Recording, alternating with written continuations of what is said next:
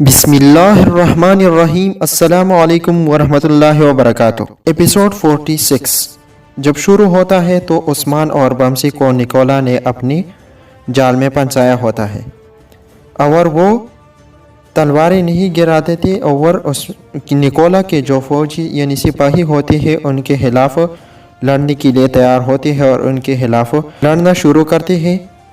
تو اسی دوران ملہن خاتون کی انٹری ہوتی ہے جو کہ ایک اپنا تیر مار کر نکولا کی ایک سپاہی کو مار دیتی ہے۔ تو وہ عثمان سے کہتی ہے کہ عثمان بھائی آپ اکیلا نہیں ہے، ہم بھی آپ لوگوں کے ساتھ ہیں۔ تو عثمان جب سامنے دیکھتا ہے تو یہ ملہن خاتون کڑی ہوتی ہے اور اس کے ساتھ اپنا فوج بھی ہوتا ہے۔ تو اسی طرح نکولا جب ملہن خاتون کو دیکھتا ہے اور وہ نکولا کے فوجیوں کو مار دیتا ہے تو نکولا وہیں سے بھاگ کر کچھ سپاہیوں کے ساتھ مل کر وہاں سے بھاگ جاتا ہے۔ تو اسی دوران قرآن اور گنجوے بھی آتے ہیں۔ تو عثمان بے ان دونوں کو کہتے ہیں کہ آپ لوگ بمسی بے کا خیال رکھو کیونکہ بمسی بے وہاں پہ گر پڑا ہوتا ہے۔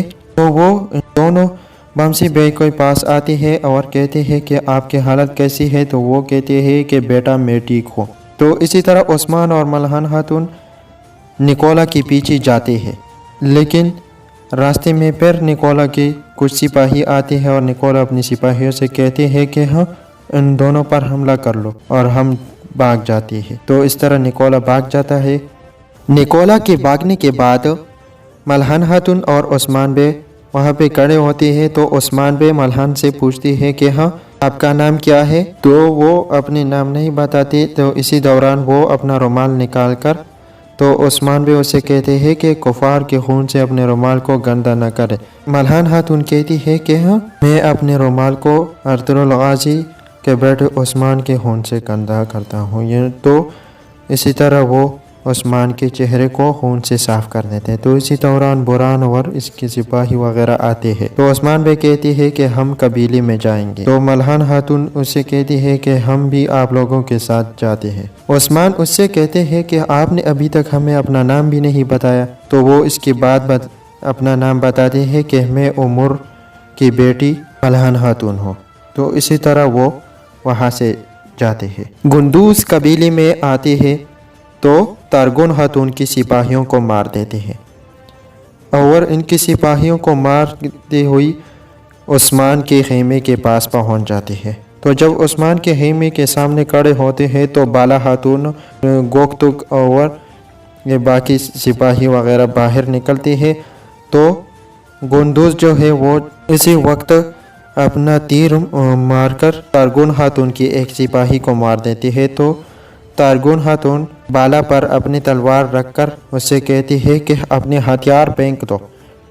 تو گندوز تو اپنے ہتھیار پھینکنے کے لیے تیار نہیں تھا، لیکن شیخ ادیب علی کے کہنے پر انہوں نے اپنی تلوار نیچے۔ تارگون خاتون اس سے کہتی ہے کہ بالا اور دندار، لینا اور حیزل خاتون یہ ہمارے ساتھ جائیں گے۔ تو یہ جاتے وقت اسی دوران سلجن خاتون آتی ہے اور وہ تارگون خاتون پر حملہ کرنے کی کوشش کرتے ہیں۔ تو گندوز اور شیخ ادیب علی ان کو منع کر دیتے ہیں۔ تو اسی طرح وہاں سے تارگون خاتون بالا وغیرہ کو یرغمال بنا کر وہاں سے جاتے ہیں۔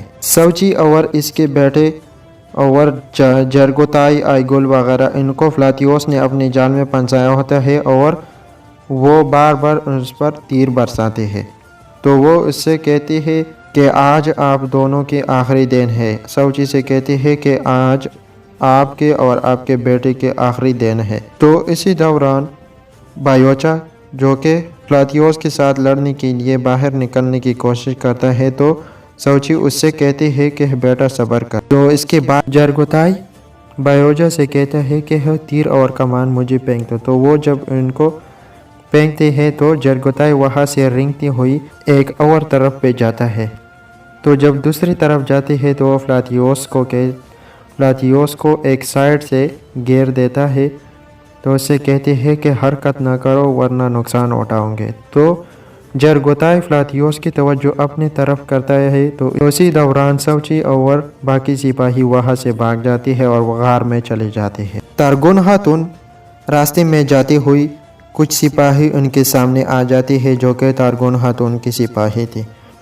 تو وہ سپاہی دندار، ہیزل اور لینا کو تو وہاں پہ چھوڑ دیتی ہے۔ تو بالا جب اٹھتی ہے کہ یہ ہمیں بھی چھوڑیں گی تو تارگون ہاتون اس پہ تلوار رکھتی ہے کہ آپ کہاں جا رہی ہے، آپ ہمارے ساتھ جائیں گے اور ہم ان تینوں کو چھوڑیں گے۔ تو دندار اس سے کہتی ہے کہ ہاں یہ آپ کیا کر رہے ہیں، اس کو چھوڑے اور مجھے اپنے ساتھ لے جائے۔ تو وہ اس سے کہتا ہے کہ ہاں ہمیں آپ کی ضرورت نہیں ہے۔ تو اسی طرح ان تینوں کو چھوڑ دیتے ہیں اور لینا بالا کے لیے بہت ہی پریشان ہوتی۔ دندار، لینا، ہیزل یہ تینوں اپنے قبیلے کی طرف روانہ ہوتے ہیں۔ تو راستے میں گندوز اور اس کے سپاہی اس سے ملتے ہیں۔ تو دندار گندوز سے کہتے ہیں کہ تارگون خاتون نے بالا کو لے کے لی گئی ہے، تو پلیز آپ لوگ بالا خاتون کو ان سے بچائے۔ اور کچھ سپاہیوں سے کہتے ہیں کہ ہاں آپ لوگ دندار اور ہیزل، لینا ان کو قبیلے تک پہنچائے تو ہم بالا کو بچائیں گے۔ پھر اس کے بعد آتے ہیں تارگون خاتون بالا کو لے کے جاتی ہے۔ تو وہ اسے کہتی ہے کہ آج تم مرو گے۔ تو اسی طرح وہ بالا خاتون گوگتک سے کہتی ہے کہ کیا آپ اسی طرح مجھے دیکھ کر خوش ہوتے ہیں؟ گوگتک اس سے کہتی ہے کہ ہاں میں بہت ہی خوش ہوں۔ یہ تو ایک چال تھا۔ تو اسی کے بعد فلیش بیک سین دکھائی دیتا ہے کہ ہاں بالا کو گوگتک نے ایک چھوٹا سا خنجر دیا ہوتا ہے جس کے ذریعے وہ خود کو چھڑوا دیتے ہیں اور وہ تارگون خاتون پر حملہ کر کے تارگون خاتون کو وہیں پر مار دیتے ہیں۔ تو اسی دوران بوران، عثمان بے اور باقی سپاہی، ملہونہ خاتون یہ بھی سب وہاں پہ پہنچ جاتے ہیں اور سب کے سب تارگون خاتون کی سپاہیوں کو مار دیتے ہیں۔ تو جب اس کی سپاہیوں کو مار دیتے ہیں تو بوران اور گوگتک آپس میں ملتے ہیں اور اس کے بعد گوگتک عثمان بے سے بھی ملتے ہیں۔ تو عثمان اسے کہتے ہیں کہ اس کے بعد آپ ترکمانوں کے سربراہ ہوں گے۔ تو وہ گوگتک اسے کہتے ہیں کہ ہاں آپ مجھے بہت یاد آئیں گے۔ تو وہ عثمان بے پھر اسے کہتے ہیں کہ ہاں فتح تک آپ ترکمانوں کے سربراہ ہوں گے۔ تو اسی طرح وہ وہاں سے جاتے ہیں اور جب وہ جاتے ہیں تو وہاں پہ پطرس اور عبد الملک آتے ہیں۔ جب وہ دیکھتے ہیں کہ انہوں نے تارگون کو مار دیا ہے تو عثمان وہاں پہ بوران سے کہتے ہیں کہ چلو سعود چلتے ہیں اور کاروان کو دیکھتے ہیں کہ وہ کیا کرتے ہیں۔ تو پطرس اپنے دوست سے کہتے ہیں کہ ہمیں ان سے پہلے وہاں پہ پہنچنا ہوگا۔ تو وہ جلدی سعود بازار چلے جاتے ہیں۔ تو اسی طرح عثمان بے جب سعود بازار پہنچ جاتا ہے تو کاروان یعنی پطرس کا جو دکان ہوتا ہے تو اسی دکان کا دروازہ بند ہوتا ہے۔ تو وہ گنجا بے سے کہتے ہیں کہ دروازے کو کھولو۔ تو وہ دروازے کو لات مار کر توڑ دیتے ہیں۔ تو پطرس اور اس کے دوست کو باندھا ہوتا ہے اور دروازے کے پیچھے دو سپاہی کھڑے ہوتے ہیں چپکے سے۔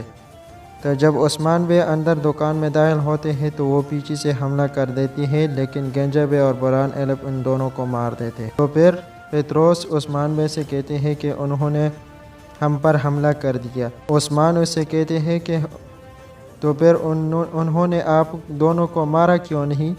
وہ کہتے ہیں کہ ہاں ہمیں اپنے سونے کی وجہ سے نہیں مارا۔